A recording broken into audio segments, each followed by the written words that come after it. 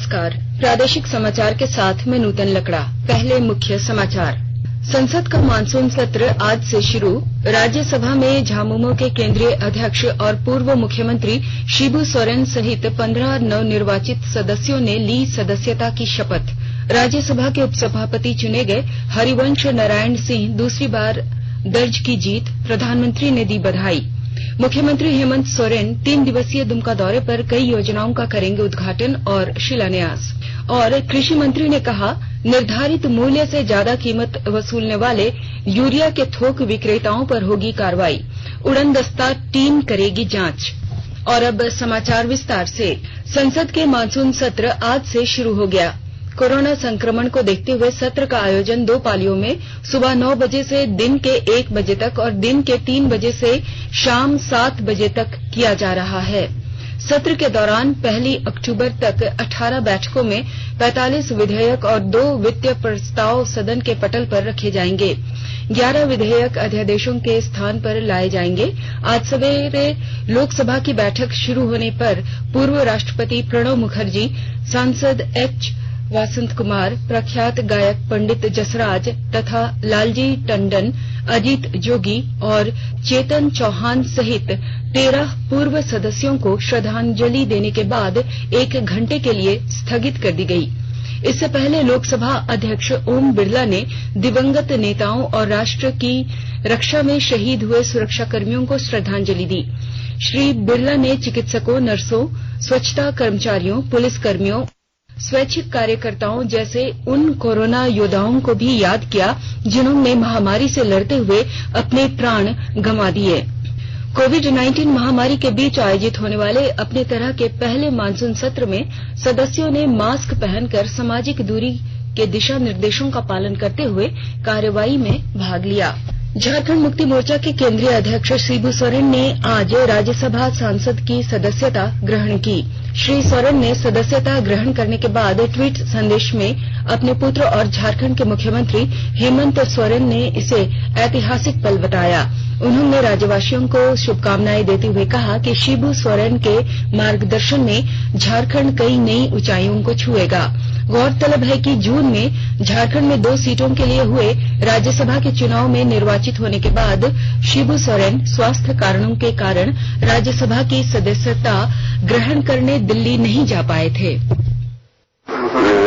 शिबू सोरेन राज्यसभा का शपथ निर्वाचित हूँ। ईश्वर की स्पर्धता में ये मेरे द्वारा स्थापित भारत के संविधान के प्रति सच्ची श्रद्धा और निष्ठा रखूंगा।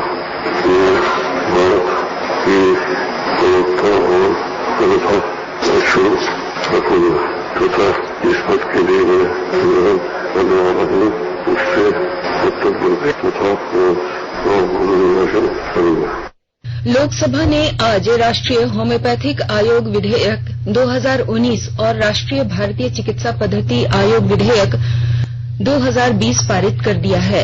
इन विधेयकों का उद्देश्य होम्योपैथिक तथा भारतीय चिकित्सा पद्धति के लिए उच्च स्तरीय चिकित्सकों की उपलब्धता सुनिश्चित कराना है। इस वर्ष 19 मार्च को राज्यसभा ने बजट सत्र के दौरान इन दोनों विधेयकों को पहले ही पारित कर दिया है। जनता दल यू सांसद हरिवंश नारायण सिंह को राज्यसभा का उपसभापति चुना गया है। सदन में सदस्यों ने ध्वनिमत से उनके नाम का अनुमोदन किया। भाजपा सदस्य ने जेपी नड्डा ने उनके नाम का प्रस्ताव किया जिसे सदन मंजूर किया। बाद में सभापति एम वेंकैया नायडू ने उनके उपसभापति निर्वाचित होने की घोषणा की। विपक्ष ने श्री हरिवंश के खिलाफ राष्ट्रीय जनता दल के मनोज झा को उपसभापति के लिए नामांकित किया था। विपक्षी दलों ने इनके लिए मतदान पर जोर नहीं दिया और जनता दल यू सांसद को ध्वनिमत से चुने जाने की घोषणा कर दी। प्रधानमंत्री नरेंद्र मोदी ने हरिवंश नारायण सिंह के दूसरी बार इस सदन का उपसभापति चुने जाने पर बधाई दी। स्वास्थ्य और परिवार कल्याण मंत्रालय ने लोगों को सलाह दी है कि वे नोवेल कोरोना वायरस से अपने को सुरक्षित रखने के लिए सभी बुनियादी एहतियाती उपायों का पालन करें और सामाजिक दूरी बनाए रखें। एक रिपोर्ट। सरकार ने कहा है कि आवश्यक वस्तुओं की पर्याप्त आपूर्ति जारी है और लोगों को चिंता करने की कोई जरूरत नहीं है।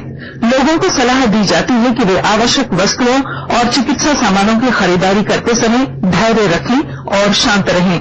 आवश्यक वस्तुओं को खरीदने के लिए बार बार बाहर निकलने से बचें। साथ ही लोगों से हाथ मिलाने और गले लगने से भी बचना चाहिए। बाजार, मेडिकल स्टोर और अस्पतालों में लोग कम से कम 1 मीटर की दूरी बनाए रखें। घर पर गैर जरूरी सामाजिक समारोह से बचा जाना चाहिए और घर पर मेहमानों को नहीं बुलाना चाहिए। लोगों को अपनी आंख, नाक और मुंह छूने से बचना चाहिए और लगातार हाथ साफ करते रहना चाहिए। हाथ को दोनों तरफ से कम 20 सेकंड तक रगड़कर धोना चाहिए। यदि कोई व्यक्ति खांसी या बुखार से पीड़ित है तो वह दूसरों के संपर्क में आने से बचे और डॉक्टर से तुरंत परामर्श ले। स्वास्थ्य मंत्रालय ने कोरोना वायरस के बारे में जानकारी के लिए एक टोल फ्री नंबर 1075 जारी किया है। इधर राज्य सरकार की ओर से भी कई दिशा निर्देश जारी किए गए हैं। इस सिलसिले में सरकार ने हेल्पलाइन नंबर 181 जारी किया है। सरकार ने कहा है कि कोरोना वायरस से संदिग्ध तौर पर संक्रमित कोई व्यक्ति पाया जाता है तो इसकी सूचना 0651 जो रांची का कोड है और टेलीफोन नंबर 2261-000 तथा 2261-002 के अलावा फैक्स नंबर 2261-856 और मोबाइल नंबर 9955837428 पर दी जा सकती है।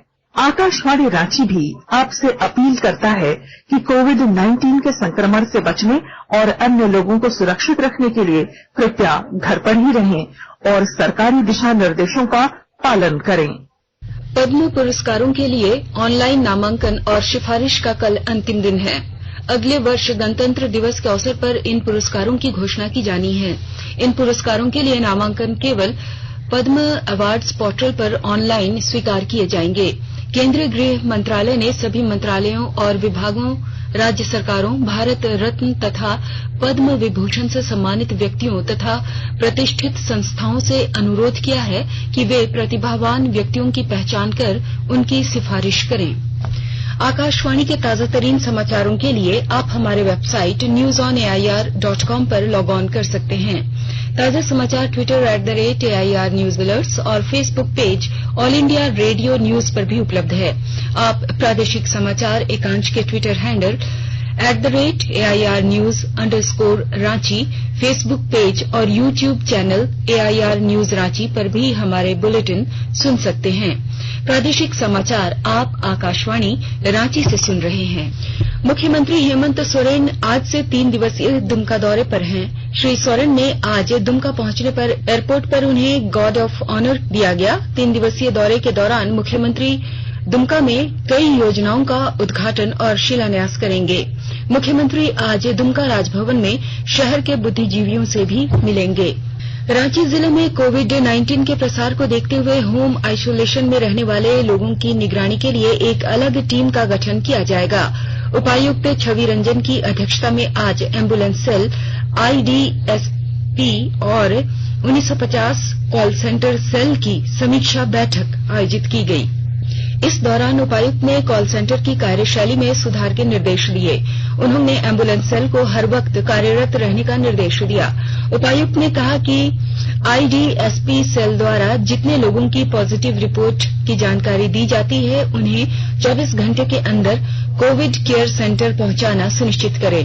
उन्होंने कहा कि कॉल सेंटर सेल से ऐसे लोगों की जानकारी प्राप्त करें जो प्रशासन के साथ सहयोग नहीं कर रहे हैं। ऐसे लोगों के खिलाफ कड़ी कार्रवाई की जाएगी। यूरिया के वितरण से जुड़ी लैब्स, पैक्स और अन्य सहकारी समितियों को सशक्त बनाने की दिशा में राज्य सरकार प्रत्येक चयनित सहकारी समिति को 5 लाख रुपए तक की कार्यशील पूंजी प्रखंड स्तर पर देगी। इसके अलावा पंचायत स्तर पर 1.5 से 2 लाख तक की कार्यशील पूंजी अलग से दी जाएगी ताकि यूरिया वितरण में 50% सहकारिता समितियों की सहभागिता के लक्ष्य को हासिल किया जा सके। कृषि मंत्री बादल ने पलामू और हजारीबाग प्रमंडल के सभी जिला के उपायुक्तों के साथ वीडियो कॉन्फ्रेंसिंग के माध्यम से हुई बैठक में ये बातें कही। कृषि मंत्री ने यूरिया के खुदरा और होलसेल व्यापारियों की मनमानी और निर्धारित कीमत से ज्यादा की राशि वसूलने की शिकायत पर चिंता जताई। उन्होंने संबंधित जिलों के उपायुक्तों को जांच कराने का आदेश दिया। साथ ही खाद के ऐसे थोक विक्रेताओं पर कार्रवाई करने का निर्देश दिया है जो निर्धारित मूल्य से ज्यादा कीमत पर यूरिया की बिक्री कर रहे हैं। श्री बादल ने कहा कि यूरिया की कालाबाजारी को रोकने के लिए इन्फोर्समेंट मैकेनिज्म तैयार करें। कृषि मंत्री ने प्रत्येक जिला में यूरिया का समानुपातिक वितरण सुनिश्चित करने पर जोर दिया है। पश्चिमी सिंहभूम जिले में किसानों को कृषक प्रक्षेत्र पाठशाला के माध्यम से फसल आधारित कृषि प्रणाली की जानकारी दी जा रही है। विस्तृत ब्यौरे के साथ हमारे संवाददाता। पश्चिमी सिंहभूम जिले में किसानों को कृषक प्रक्षेत्र पाठशाला के माध्यम से फसल आधारित कृषि प्रणाली की जानकारी दी जा रही है। इस पद्धति के माध्यम से खेती करने वाले किसान एक वर्ष में एक ही खेत से 2 फसलों का उत्पादन कर सकेंगे। कृषि प्रौद्योगिकी प्रबंधन अधिकरण आत्मा के द्वारा जिले के किसानों के लिए कृषक प्रक्षेत्र पाठशाला आयोजित कर उन्हें तकनीकी सहायता भी दी जा रही है। राष्ट्रीय खाद्य सुरक्षा मिशन धान योजना अंतर्गत वर्तमान समय में प्रथम फसल के तौर पर धान लगाया जा रहा है तथा पद्धति के अनुसार इसी वर्ष इन्हीं खेतों में दूसरी फसल के रूप में दलहन अंतर्गत फसलों की खेती भी की जाएगी। माना जा रहा है कि इस पद्धति से किसानों को लाभ अवश्य होगा। दिलीप बैनर्जी, आकाशवाणी समाचार, चाईबासा। लोहरदगा जिले में उपायुक्त दिलीप कुमार टोप्पो की अध्यक्षता में कल्याण विभाग द्वारा संचालित विभिन्न योजनाओं की समीक्षा की गई। बैठक में वर्ष 2020-21 के लिए छात्रों को दी जाने वाली प्री मैट्रिक और पोस्ट मैट्रिक छात्रवृत्ति राशि के लिए किए जा रहे आधार सीडिंग के कार्य की भी समीक्षा की गई। उपायुक्त ने लंबित कार्य जल्द से जल्द पूर्ण करने का निर्देश दिया ताकि आवंटन प्राप्त होते ही छात्रों को छात्रवृत्ति राशि उनके बैंक खाते में हस्तांतरित की जा सके। गढ़वा जिले में अपर जिला एवं सत्र न्यायाधीश तृतीय शंभू लाल साव की अदालत में अपहरण कर फिरौती मांगने के आरोप में 4 लोगों को आजीवन कारावास और 20,000 रुपए आर्थिक जुर्माने की सजा सुनाई गई है। पुलिस अनुसंधान कर सभी के विरुद्ध आरोप पत्र समर्पित होने के पश्चात न्यायालय द्वारा सभी के विरुद्ध संज्ञान लेते हुए कुल 11 गवाह का साक्ष्य कलमबंद किया गया। उपलब्ध दस्तावेज के आधार पर सभी का दोषी पाते हुए न्यायिक हिरासत में रखा गया। सजा के बिंदु पर सुनवाई करते हुए सभी को आजीवन कारावास और आर्थिक जुर्माने की सजा सुनाई गई है। पश्चिमी सिंहभूम जिले के कराईकेल थाना क्षेत्र के बांदाबेड़ा में नक्सलियों द्वारा एक व्यक्ति की हत्या कर दिए जाने की सूचना है। सूत्रों से मिली जानकारी के मुताबिक भाकपा माओवादियों ने इस घटना को अंजाम दिया है। हालांकि पुलिस ने अब तक घटना की पुष्टि नहीं की। एसएसपी सह चक्रधरपुर के एसडीपीओ नाथू सिंह मीणा के मुताबिक भाकपा माओवादियों द्वारा एक ग्रामीण को उठाकर ले जाने की सूचना मिलने के बाद पुलिस और सुरक्षा बलों द्वारा क्षेत्र में सर्च ऑपरेशन चलाया जा रहा है। और अब संक्षिप्त खबरें।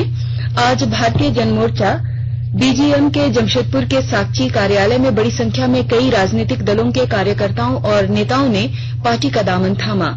चतरा जिले के गिद्दौर थाना क्षेत्र के इंदिरा गांव में वज्रपात की चपेट में आने से एक किसान की मौत हो गई। खूंटी जिले के गुटजोरा पंचायत की राशन डीलर पर लाभुकों ने राशन वितरण में अनियमितता बरतने के साथ कम राशन देने का आरोप लगाया है। शिकायत मिलने पर जिला आपूर्ति पदाधिकारी कनक ज्वाला ने जांच के बाद कार्रवाई की बात कही। खूंटी उपकारा का एक कैदी आज सदर अस्पताल में सुरक्षा में तैनात जवानों को चकमा देकर फरार हो गया। आरोपी हत्या के मामले में जेल में बंद था। और अब अंत में मुख्य समाचार एक बार फिर। संसद का मानसून सत्र आज से शुरू। राज्यसभा में झामुमो के केंद्रीय अध्यक्ष और पूर्व मुख्यमंत्री शिबू सोरेन सहित 15 नवनिर्वाचित सदस्यों ने ली सदस्यता की शपथ। राज्यसभा के उपसभापति चुने गए हरिवंश नारायण सिंह दूसरी बार दर्ज की जीत। प्रधानमंत्री ने दी बधाई। मुख्यमंत्री हेमंत सोरेन 3 दिवसीय दुमका दौरे पर कई योजनाओं का करेंगे उद्घाटन और शिलान्यास। और कृषि मंत्री ने कहा निर्धारित मूल्य से ज्यादा कीमत वसूलने वाले यूरिया के थोक विक्रेताओं पर होगी कार्रवाई। उड़नदस्ता टीम करेगी जांच। इसके साथ ही आकाशवाणी रांची से प्रादेशिक समाचार का ये बुलेटिन समाप्त हुआ। नमस्कार। घर में रहिए, सुरक्षित रहिए और सुनते रहिए आकाशवाणी।